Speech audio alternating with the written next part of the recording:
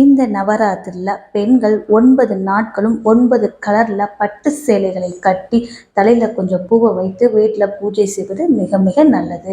அதே மாதிரி இந்த 9 நாட்களில் துர்க்கை அம்மா கோயிலுக்கு சென்று ஒரு நெய் தீபம் ஏற்றி வழிபாடு செய்யுங்க.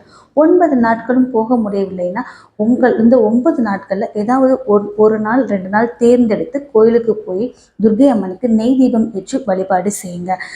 உங்களால் முடிஞ்சால் 21 அல்லது 27 கணக்கில் துர்க்கை அம்மாவுக்கு எலுமிச்சம்பழம் மாலை உங்கள் கையால் கட்டி மாலையை அம்மனுக்கு சாற்றுவது மிகவும் நல்லது. இந்த 9 நாட்களும் அகண்ட தீபம் ஏற்றி வழிபாடு செய்யுங்க. 9 நாட்கள் உங்களால் ஏற்ற முடியலைன்னா அந்த கடைசி 3 நாள் அல்லது 5 நாட்கள் அகண்ட தீபம் ஏற்றி வழிபாடு செய்வது மிகவும் நல்லது. அந்த தீபச்சுடரில் அம்பிகையை எழுந்தருள சென்று ஒவ்வொரு நாளும் ஒவ்வொரு நெய்வேத்தியம் செய்து வழிபாடு செய்ய வேண்டும். இந்த நவராத்திரி எல்லோருக்கும் நல்லபடியாக அமையும். நன்றி.